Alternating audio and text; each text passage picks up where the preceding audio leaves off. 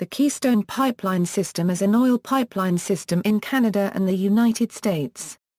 It runs from the Western Canadian Sedimentary Basin in Alberta, Canada, to refineries in the United States and Steele City, Nebraska, River and Patoka, Illinois, and the Gulf Coast of Texas.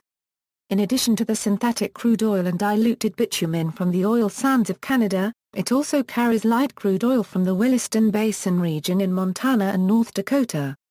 3 phases of the project are in operation, and the 4th is awaiting U.S. government approval. Upon completion, the Keystone Pipeline System would consist of the completed 2,151-mile Keystone Pipeline, Keystone Gulf Coast Expansion, and the proposed Keystone XL Pipeline Project. Phase I, delivering oil from Hardisty, Alberta, to Steele City, River and Patoka, was completed in the summer of 2010. Phase II, the Keystone-Cushing extension, was completed in February 2011 with the pipeline from Steele City to storage and distribution facilities at Cushing, Oklahoma. These 2 phases have the capacity to deliver up to 590,000 barrels per day of oil into the Midwest refineries. Phase III, the Gulf Coast Extension, which was opened in January 2014, has capacity up to 700,000 barrels per day. The proposed Phase IV would begin in Hardisty, Alberta, and extend to Steele City, essentially replacing the existing Phase I pipeline. The Keystone XL proposal faced criticism from environmentalists and some members of the United States Congress. In January 2012, President Barack Obama rejected the application amid protests about the pipeline's impact on Nebraska's environmentally sensitive Sandhills region. TransCanada Corporation changed the original proposed route of Keystone XL to minimize disturbance of land, water resources and special areas. The new route was approved by Nebraska Governor Dave Heineman in January 2013. On April 18, 2014, the Obama administration announced that the review of the controversial Keystone XL oil pipeline has been extended indefinitely, pending the result of a legal challenge to a Nebraska pipeline citing law that could change the route. The challenge has been taken up by the state Supreme Court, making it unlikely that the case will be resolved before the November 4, 2014 midterm United States elections. Description: the Keystone Pipeline System consists of the operational Phase I, Phase II, and Phase III, the Gulf Coast Pipeline Project, and a proposed pipeline expansion segment Phase IV, Keystone XL. Construction of Phase III, from Cushing, Oklahoma, to Nederland, Texas, in the Gulf Coast area, began in August 2012 as an independent economic utility. The Phase III was opened on January 22, 2014. The Keystone XL Pipeline Project revised proposal in 2012 consists of a new 36-inch pipeline from Hardisty, Alberta, through Montana and South Dakota to Steele City, Nebraska, to transport of up to 830,000 barrels per day of crude oil from the Western Canadian Sedimentary Basin in Alberta, Canada, and from the Williston Basin region in Montana and North Dakota, primarily to refineries in the Gulf Coast area. After the Keystone XL pipeline segments are completed, American crude oil would enter the XL pipelines at Bakken, Montana, on their way to the storage and distribution facilities at Cushing, Oklahoma. Cushing is a major crude oil marketing, refining and pipeline hub. Operating since 2010, the original Keystone Pipeline System is an 3,461-kilometer pipeline delivering Canadian crude oil to U.S. Midwest markets and Cushing, Oklahoma. In Canada, the first phase of Keystone involved the conversion of approximately 864 kilometers of existing 36-inch natural gas pipeline in Saskatchewan and Manitoba to crude oil pipeline service. It also included approximately 373 kilometers of new 30-inch diameter pipeline, 16 pump stations and the Keystone Hardisty terminal. The U.S. portion of the Keystone pipeline included 1,744 kilometers of new, 30-inch diameter pipeline in North Dakota, South Dakota, Nebraska, Kansas, Missouri and Illinois. The pipeline has a minimum ground cover of 4 feet. It also involved construction of 23 pump stations and delivery facilities at Wood River and Patoka, Illinois. In 2011, the second phase of Keystone included a 480-kilometer extension from Steele City, Nebraska, to Cushing, Oklahoma, and 11 new pump stations to increase the capacity of the pipeline from 435,000 to 591,000 barrels per day. Additional phases have been in construction or discussion since 2011. If completed, the Keystone XL would add 510,000 barrels per day, increasing the total capacity up to 1.1 million barrels per day. As this estimated change in total capacity doesn't affect the basic production equation, there is no reason to believe that Keystone XL will result in increased production. The original Keystone Pipeline cost $5.2 billion, with the Keystone XL expansion slated to cost approximately $7 billion.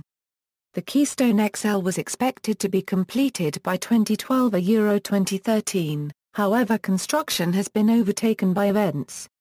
Ownership. While the project was originally developed as a partnership between TransCanada and ConocoPhillips, TransCanada is now the sole owner of the Keystone Pipeline System, as TransCanada received regulatory approval on August 12, 2009 to purchase ConocoPhillips' interest. Certain parties who have agreed to make volume commitments to the Keystone expansion to have the option to acquire up to a combined 15% equity ownership. One of such companies is Valero Energy Corporation. History. Keystone Pipeline. TransCanada Corporation proposed the project on February 9, 2005.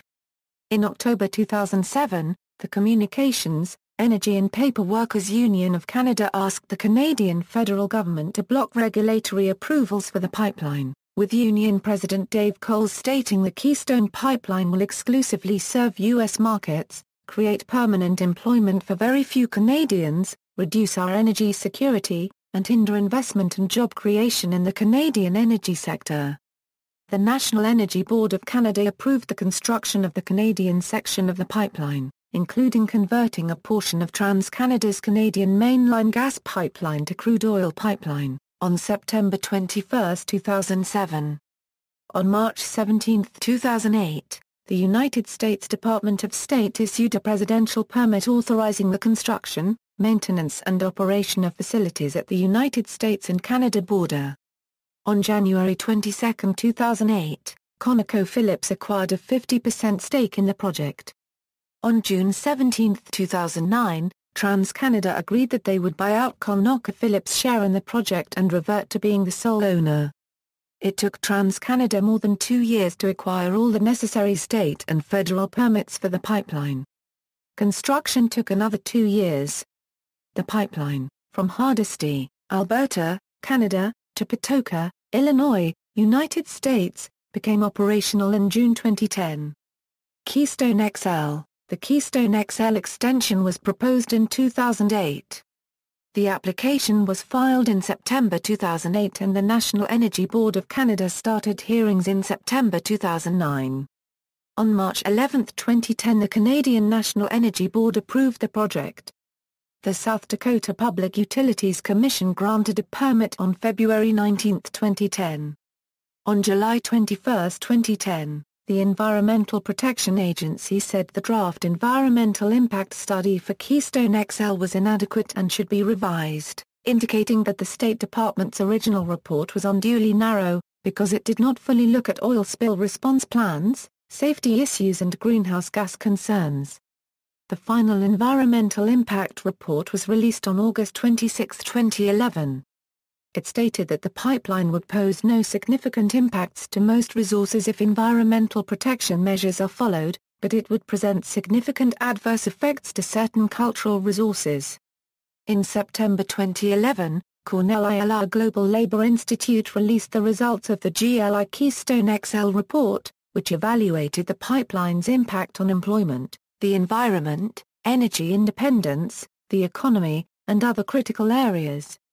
On November 10, 2011, the Department of State postponed a final decision due to necessity to seek additional information regarding potential alternative routes around the Sandhills in Nebraska to inform the determination regarding whether issuing a permit for the proposed Keystone XL pipeline is in the national interest.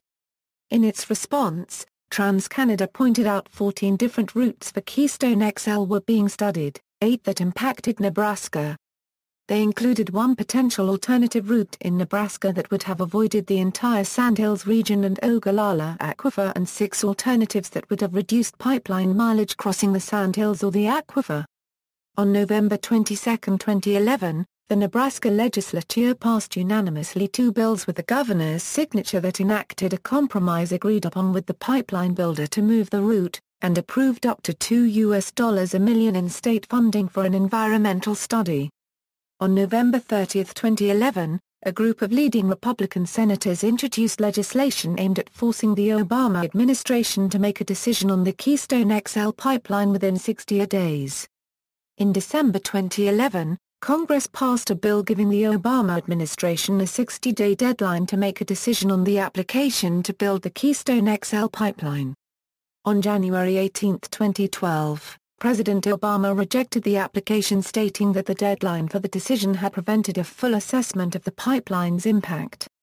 On September 5, 2012, TransCanada submitted an environmental report on the new route in Nebraska, which the company says based on extensive feedback from Nebraskans, and reflects our shared desire to minimize the disturbance of land and sensitive resources in the state.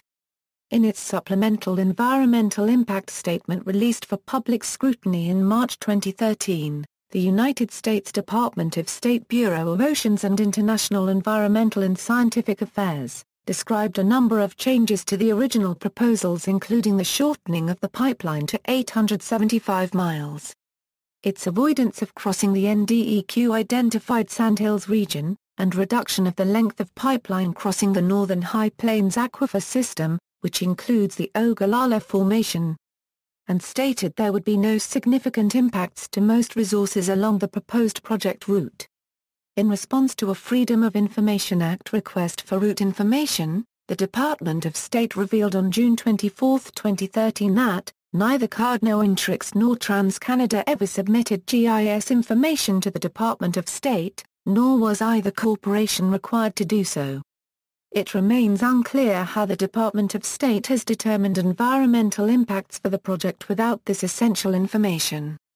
In response to the Department of State's report, which recommended neither acceptance nor rejection, the editor of the New York Times recommended that President Obama, who acknowledges climate change as one of humanity's most challenging issues, should reject the project, which even by the State Department's most cautious calculations can only add to the problem.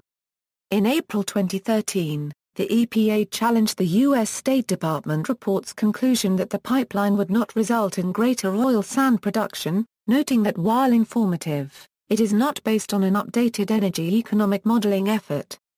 Overall, the EPA rated the SEIS with their category EO2.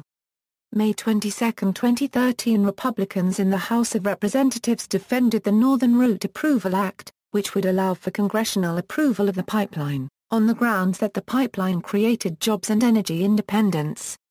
If enacted, the Northern Route Approval Act would waive the requirement for permits for a foreign company and bypass the need for President Obama's approval, and the debate in the Democrat-controlled U.S. Senate, concerned about serious environmental risks that could result in the rejection of the pipeline. On March 22, 2012, Obama endorsed the building of the southern segment that begins in Cushing, Oklahoma. The president said in Cushing, Oklahoma, on March 22, "Today, I'm directing my administration to cut through the red tape, break through the bureaucratic hurdles, and make this project a priority, to go ahead and get it done." On January 22, 2014, the Gulf Coast Extension was opened. Original and extended route, Phase 1. This 3,456 kilometers long pipeline runs from Hardisty, Alberta, to the United States refineries in Wood River, Illinois, and Patoka, Illinois. The Canadian section involves approximately 864 kilometers of pipeline converted from the Canadian Mainline natural gas pipeline and 373 kilometers of new pipeline, pump stations and terminal facilities at Hardisty, Alberta. The United States section is 2,219 kilometers long. It runs through Buchanan, Clinton and Caldwell counties in Missouri, and Nemaha, Brown and Doniphan counties in Kansas. Phase 1 went online in June 2010. Phase 2. From Steele City, Nebraska, the 291-mile Keystone-Cushing pipeline was routed through Kansas to the oil hub and tank farm in Cushing, Oklahoma, in 2010 and went online in February 2011. Phase 3. This phase, known as Cushing Market Link, is part of the Keystone XL Pipeline. This phase starts from Cushing, Oklahoma, where American-produced oil is added to the pipeline, then it goes south 435 miles to a delivery point near terminals in Nederland, Texas, to serve the Port Arthur, Texas, marketplace. Keystone started pumping oil through this section on January 21, 2014. Phase 3B, the Houston Lateral Project, approximate 47 miles pipeline to transport crude oil from the pipeline in Liberty County, Texas to the Houston area. Oil producers in the U.S. are pushing for this phase so the glut of oil can be distributed out of the large oil tank farms and distribution center in Cushing, Oklahoma. Phase 4, this phase is part of the Keystone XL pipeline and would start from the same area in Alberta, Canada, as the Phase 1 pipeline. The Canadian section would consist of 526 kilometers of new pipeline. It would enter the United States at Morgan, Montana, and travel through Bakken, Montana, where American-produced oil would be added to the pipeline. Then it would travel through South Dakota and Nebraska, where it would join the existing Keystone pipelines at Steele City, Nebraska.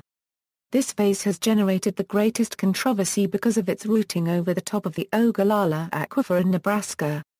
Keystone XL controversies, environmental issues. Different environmental groups, citizens, and politicians have raised concerns about the potential negative impacts of the Keystone XL project. The main issues are the risk of oil spills along the pipeline, which would traverse highly sensitive terrain, and €17% higher greenhouse gas emissions from the extraction of oil sands compared to extraction of conventional oil.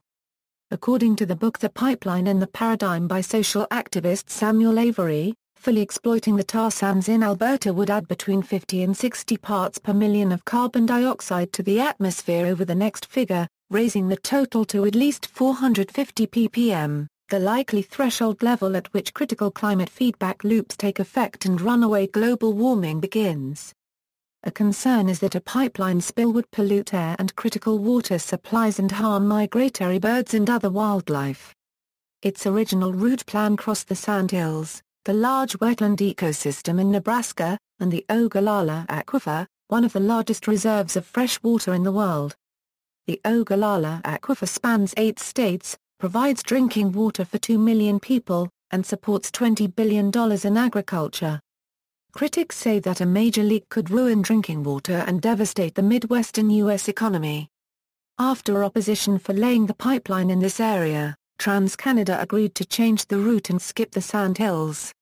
Research hydrogeologist James Gook, professor emeritus at the University of Nebraska, who has spent more than 40 years studying the Ogallala Aquifer, phoned TransCanada officials and quizzed them on the project, and satisfied himself that danger to the aquifer was small, because he believes that a spill would be unlikely to penetrate down into the aquifer, and if it did, he believes that the contamination would be localized. He noted, "A lot of people in the debate about the pipeline talk about how leakage would foul the water and ruin the entire water supply in the state of Nebraska, and that's just a false," Gook said. A leak from the XL pipeline would pose a minimal risk to the aquifer as a whole. Pipeline industry spokesmen have noted that thousands of miles of existing pipelines carrying crude oil and refined liquid hydrocarbons have crossed over the Ogallala Aquifer for years, in southeast Wyoming, eastern Colorado and New Mexico, western Nebraska, Kansas, Oklahoma, and Texas.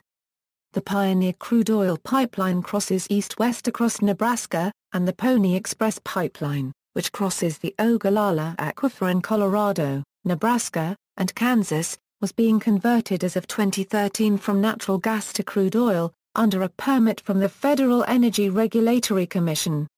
Portions of the pipeline will also cross an active seismic zone that had a 4.3 magnitude earthquake as recently as 2002.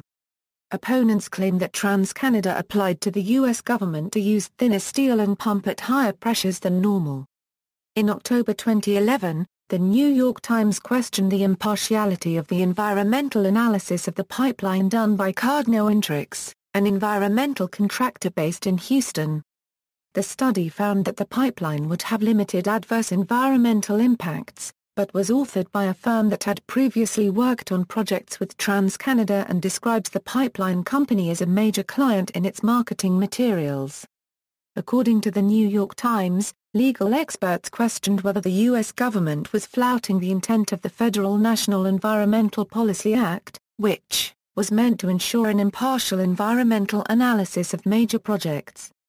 The report prompted 14 senators and congressmen to ask the State Department Inspector General on October 26, 2011 to investigate whether conflicts of interest tainted the process for reviewing environmental impact. In August 2014, a study was published that concluded the pipeline could produce up to 4 times more global warming pollution than the State Department's study indicated. The report blamed the discrepancy on a failure to calculate the increase in consumption due to the drop in the price of oil that would be spurred by the pipeline. TransCanada CEO Russ Girling has described the Keystone Pipeline as routine, noting that TransCanada has been building similar pipelines in North America for half a century and that there are 200,000 miles of similar oil pipelines in the United States today. He also stated that the Keystone Pipeline will include 57 improvements above standard requirements demanded by U.S. regulators so far, making it the safest pipeline ever built. Representative Ed Whitfield, a member of the House Committee on Energy and Commerce concurred, saying this is the most technologically advanced and safest pipeline ever proposed.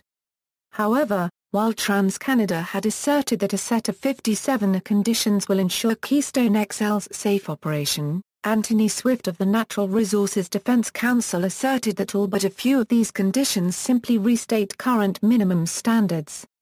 Environmental organizations such as the Natural Resources Defense Council also opposed the project due to its transportation of oil from oil sands. In its March 2010 report, the NRDC stated that the Keystone XL pipeline undermines the U.S. commitment to a clean energy economy, instead delivering dirty fuel at high costs. On June 23, 2010, 50 Democrats in Congress in their letter to Secretary of State Hillary Clinton warned that building this pipeline has the potential to undermine America's clean energy future and international leadership on climate change, referencing the higher input quantity of fossil fuels necessary to take the tar and turn it into a usable fuel product in comparison to other conventionally derived fossil fuels. NASA climate scientist James Hansen stated in 2013 that moving to tar sands, one of the dirtiest, most carbon-intensive fuels on the planet, is a step in exactly the wrong direction, indicating either that governments don't understand the situation or that they just don't give a damn. House Energy and Commerce Committee Chairman Henry Waxman has also urged the State Department to block Keystone XL for greenhouse gas emission reasons. In December 2010, No Tar Sands Oil campaign, sponsored by action groups including Corporate Ethics International, NRDC, Sierra Club, 350org, National Wildlife Federation, Friends of the Earth, Greenpeace, and Rainforest Action Network, was launched. These arguments were questioned by the National Post columnist Diane Francis, who argues that opposition to the pipeline makes no sense because emissions from the oil sands are a fraction of the emissions from coal and equivalent to California heavy crude oils or ethanol, and questioned why none of these has been getting the same attention as the oil sands and this pipeline. In a speech to the Canadian Club in Toronto on September 23, 2011, Joe Oliver, Canada's Minister of Natural Resources, sharply criticized opponents of oil sands development and the pipeline, arguing that the total area that has been affected by surface mining represents only 0.1% of Canada's boreal forest. The oil sands account for about 0.1% of global greenhouse gas emissions. Electricity plants powered by coal in the U.S. generate almost 40 times more greenhouse gas emissions than Canada's oil sands. California bitumen is more GHG intensive than the oil sands. Conflicts of interest. On May 4, 2012, the U.S. Department of State selected Environmental Resources Management to author a draft supplemental environmental impact statement, after the Environmental Protection Agency had found previous versions of the study, by contractor Cardno-Intrix, to be extremely inadequate. Project opponents panned the study on its release, calling it a deeply flawed analysis. An investigation by Mother Jones magazine revealed that the State Department had redacted the biographies of the study's authors to hide their previous contract work for TransCanada and other oil companies with an economic interest in the project. Based on an analysis of public documents on the State Department website, one critic asserted that Environmental Resources Management was paid an undisclosed amount under contract to TransCanada to write the statement. Political issues. The pipeline is a top-tier election issue for the November 4, 2014 United States elections for the United States Senate, for U.S. House of Representatives, for governors in states and territories, and for many state and local positions as well. One election year dilemma facing the Democrats is whether or not Obama should approve the completion of the Keystone XL pipeline. Tom Steyer, and other wealthy environmentalists, are committed to make climate change a top-tier issue in the elections, with opposition to Keystone XL as a significant part of that effort. In February 2011, environmental journalist David Sassoon of Inside Climate News reported that Koch Industries were poised to be big winners from the pipeline.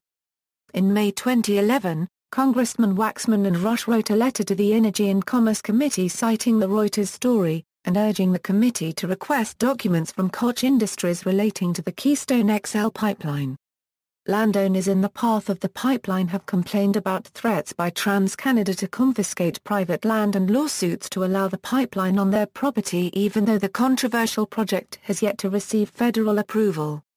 As of October 17, 2011, TransCanada had 34 eminent domain actions against landowners in Texas, and 22 in South Dakota. Some of those landowners gave testimony for a House Energy and Commerce Committee hearing in May 2011. In his book The Pipeline and the Paradigm, Samuel Avery quotes landowner David Daniel in Texas, who claims that TransCanada illegally seized his land via eminent domain by claiming to be a public utility rather than a private firm.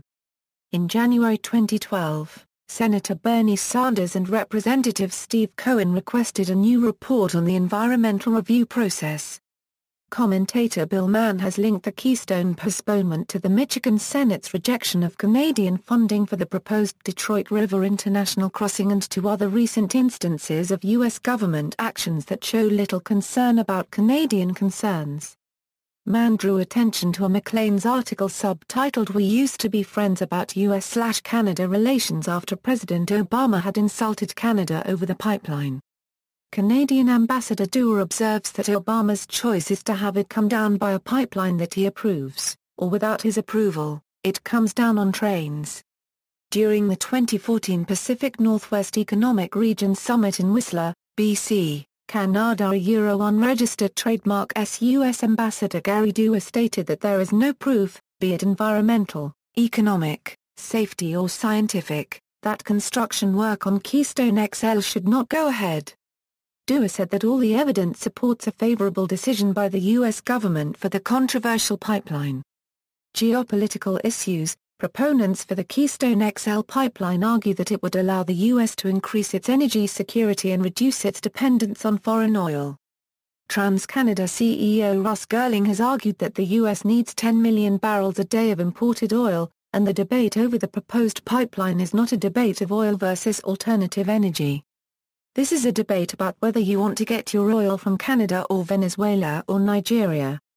However, an independent study conducted by the Cornell ILR Global Labor Institute refers to some studies according to which a good portion of the oil that will gush down the KXL will probably end up being finally consumed beyond the territorial United States.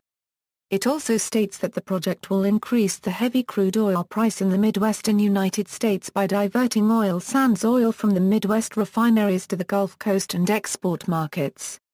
TransCanada's Girling has also argued that if Canadian oil doesn't reach the Gulf through an environmentally friendly buried pipeline, that the alternative is oil that will be brought in by tanker, a mode of transportation that produces higher greenhouse gas emissions and that puts the environment at greater risk.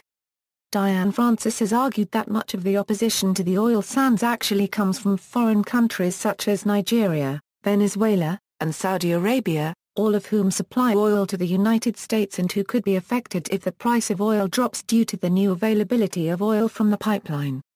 She cited as an example an effort by Saudi Arabia to stop pro-oil sands television commercials. TransCanada had said that development of oil sands will expand regardless of whether the crude oil is exported to the United States or alternatively to Asian markets through Enbridge Northern Gateway pipelines or Kinder Morgan's Trans Mountain Line. Indigenous issues. Many Native Americans and Indigenous Canadians are opposed to the Keystone XL project for various reasons, including possible damage to sacred sites, pollution, and water contamination, which could lead to health risks among their communities. On September 19, 2011, a number of leaders from Native American bands in the United States and First Nations bands from Canada were arrested for protesting the Keystone XL outside the White House. According to Deborah White Plume, a Lakota activist, Indigenous peoples have thousands of ancient and historical cultural resources that would be destroyed across their treaty lands. TransCanada's pipeline permit application to the South Dakota Public Utilities Commission states project impacts that include potential physical disturbance, demolition or removal of prehistoric or historic archaeological sites, districts, buildings, structures, objects, and locations with traditional cultural value to Native Americans and other groups. Indigenous communities are also concerned with health risks posed by the extension of the Keystone Pipeline. Locally caught fish and untreated surface water would be at risk for contamination through oil sands extraction, and are central to the diets of many Indigenous peoples. Earl Hatley, an environmental activist who has worked with Native American tribes, has expressed concern about the environmental and public health impact on Native Americans. TransCanada has developed an Aboriginal relations policy in order to confront some of these conflicts.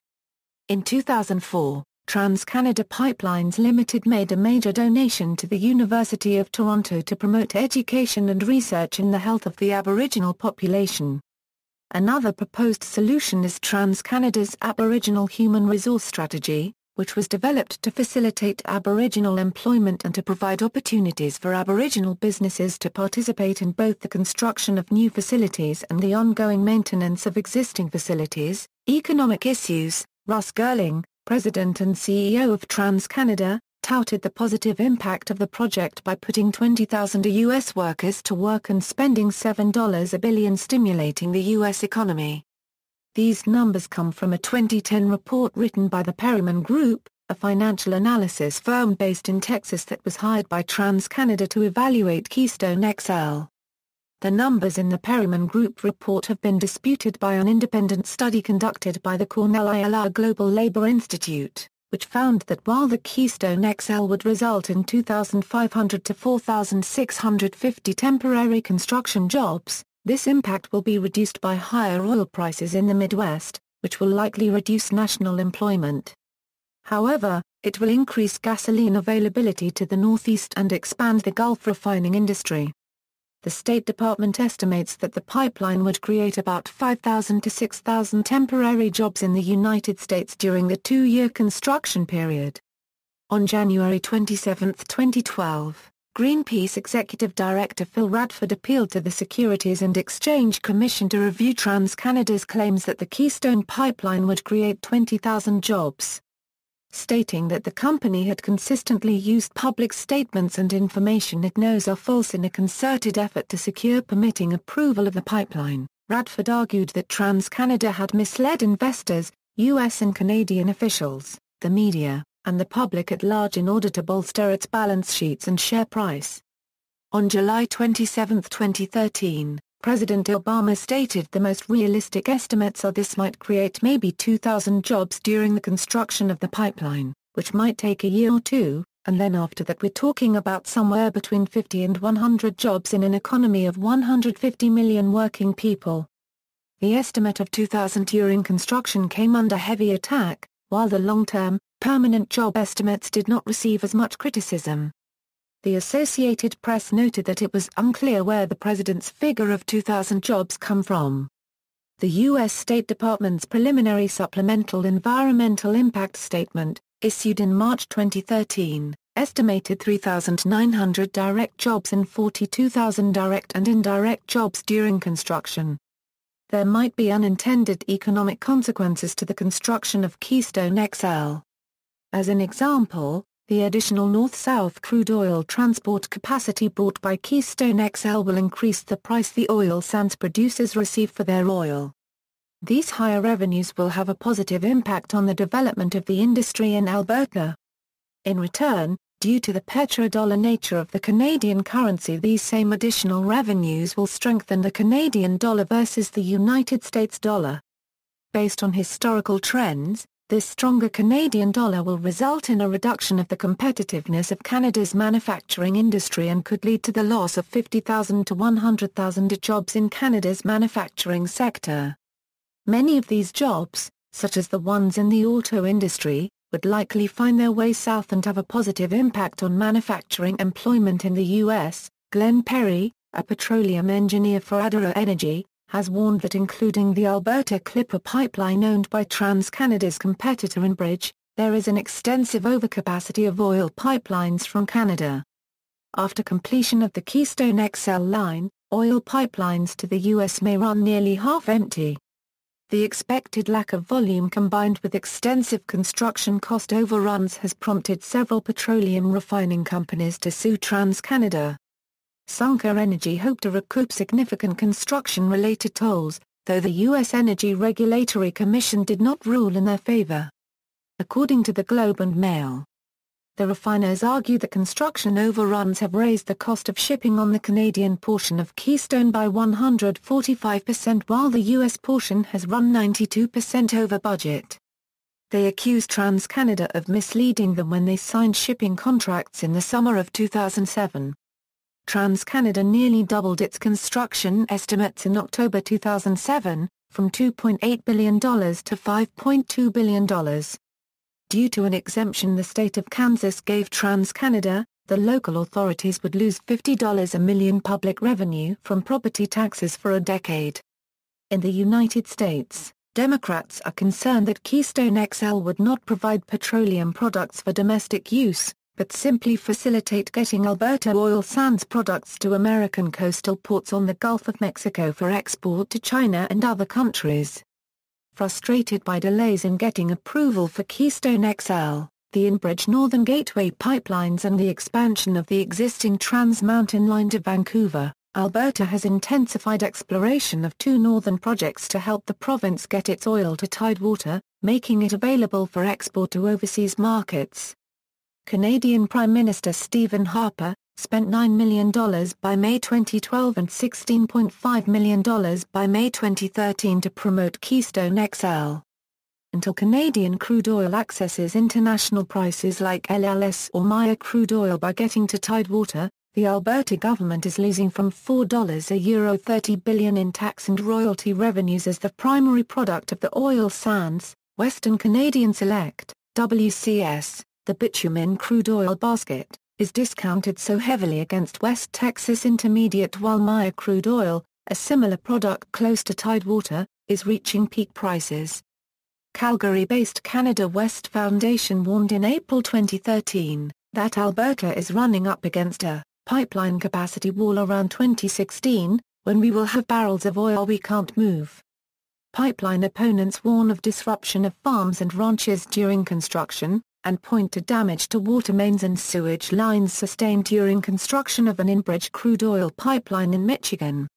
A report by the Cornell University Global Labor Institute noted of the 2010 Enbridge tar oil spill along the Kalamazoo River in Michigan, The experience of Kalamazoo residents and businesses provides an insight into some of the ways a community can be affected by a tar sands pipeline spill. Pipeline spills are not just an environmental concern. Pipeline spills can also result in significant economic and employment costs, although the systematic tracking of the social, health, and economic impacts of pipeline spills is not required by law.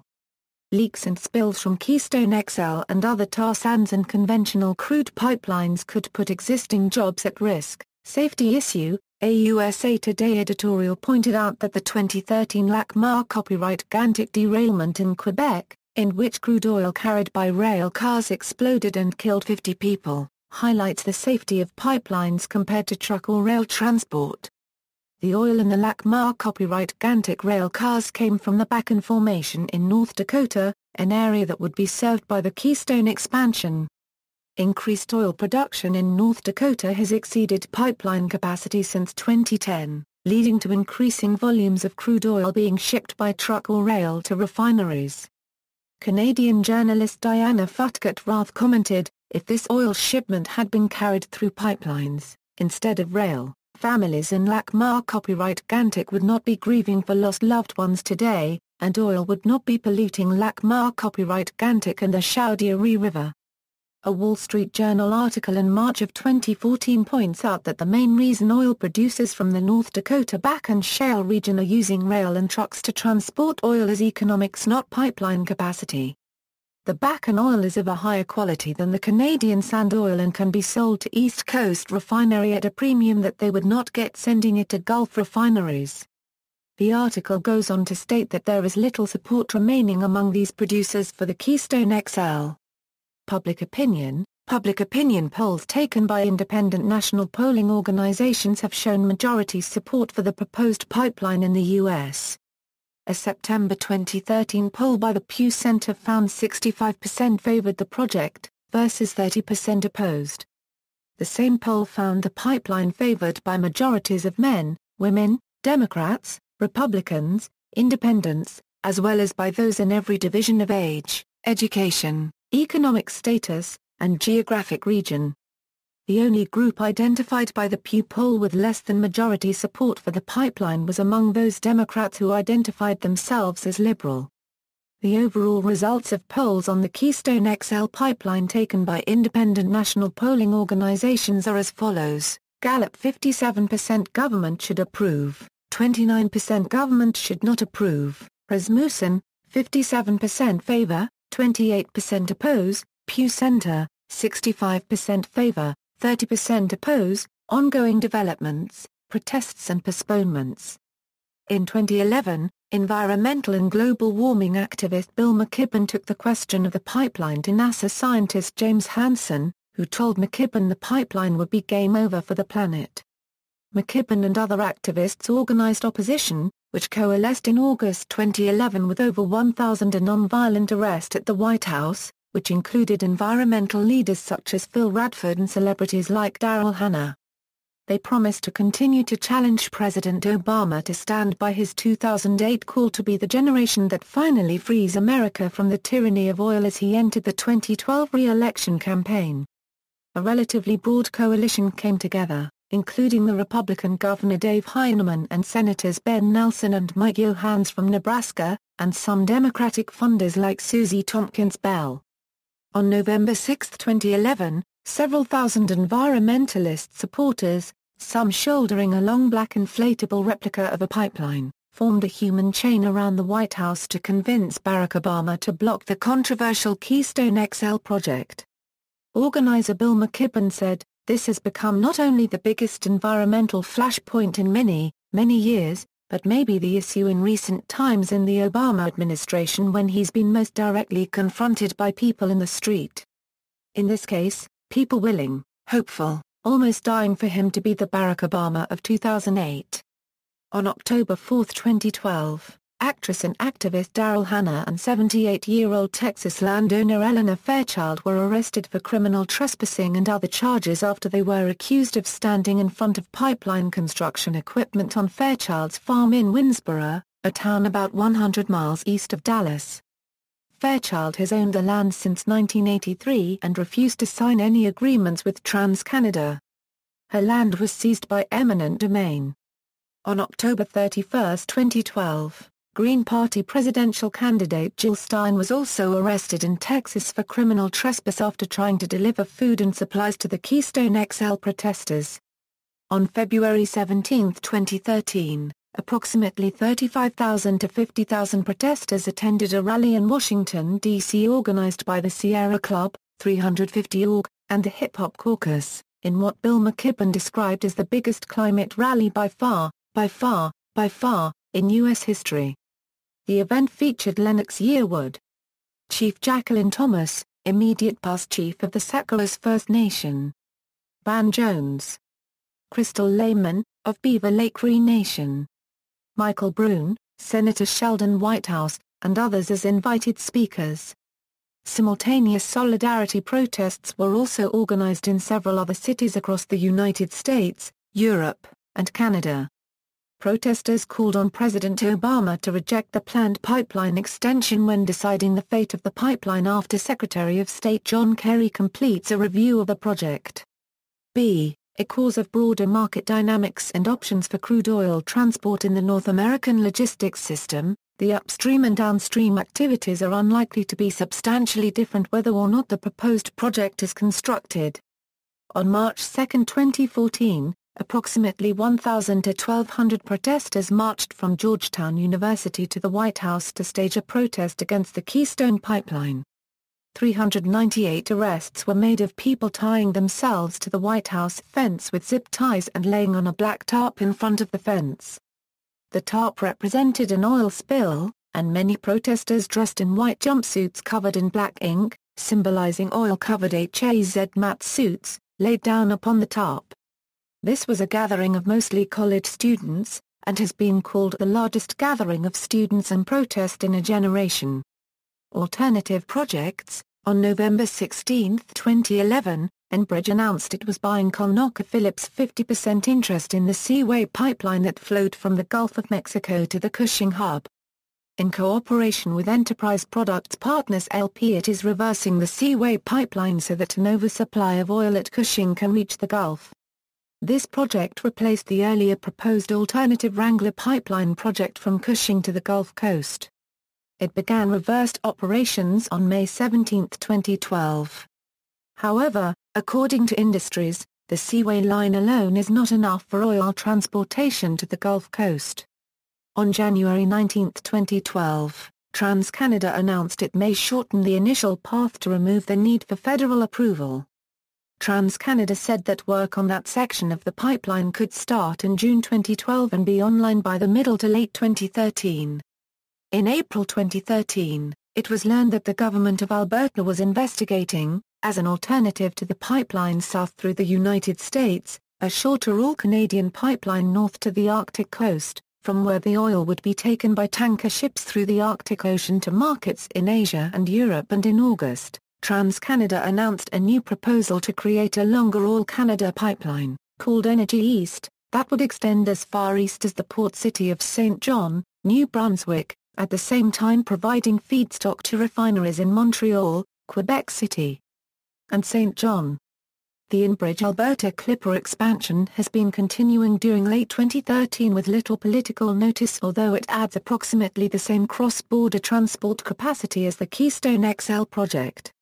Lawsuits. In September 2009, independent refiner CVR sued TransCanada for Keystone Pipeline tolls seeking $250 a million damage compensation or release from transportation agreements. CVR alleged that the final tolls for the Canadian segment of the pipeline were 146% higher than initially presented, while the tolls for the U.S. segment were 92% higher. In April 2010, 3 smaller refineries sued TransCanada to break Keystone transportation contracts, saying the new pipeline has been beset with cost overruns.